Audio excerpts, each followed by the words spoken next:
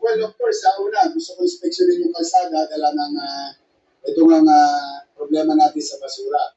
But I'm very happy, at least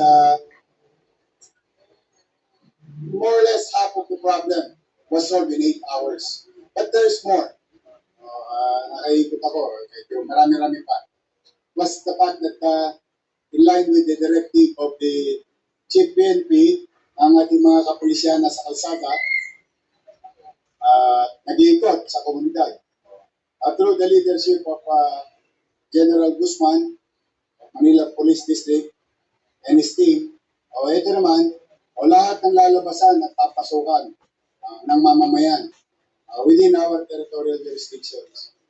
We'll try to make an impression that there is police everywhere. So beware mga talongges. Problema siguro apart from maraming basura, ano kaya Mayor? Dalawa yun. Yun ang major concern ngayon ng mga tao. Alam mo, yung disiplina, we cannot blame the people now. Because it is the government cause problem. Trabaho ng gobyerno kolekta ng basura.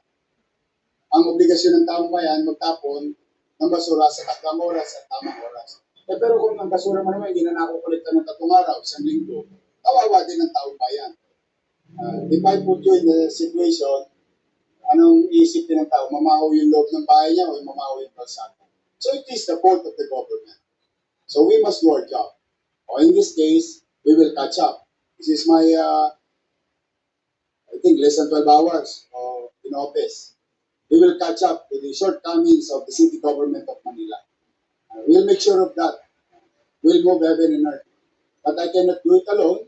I need people to do the same and in sync with the direction to keep the peace and order situation of the city, cleanliness at maalis ulit ang kadugutan. Karoon ulit ang gobyerno sa lungsod. Sir, kapag may utang ang lokal na pamahalaan sa mga service bayarin. Asa magkano sila? 950 million. From 561 from Lionel na hindi na kinaya, itong ginawa nilang bago, hindi na rin kinaya, mga 400 million. So I'll state all those things tomorrow in full details during the inaugural session of the City Council and my inaugural stating the situation, inaugural speech stating the situation fiscally of our city government. I'll see you tomorrow. Wala na. Nag-ano na sila, hindi na nila kinaya. You have to give it to them.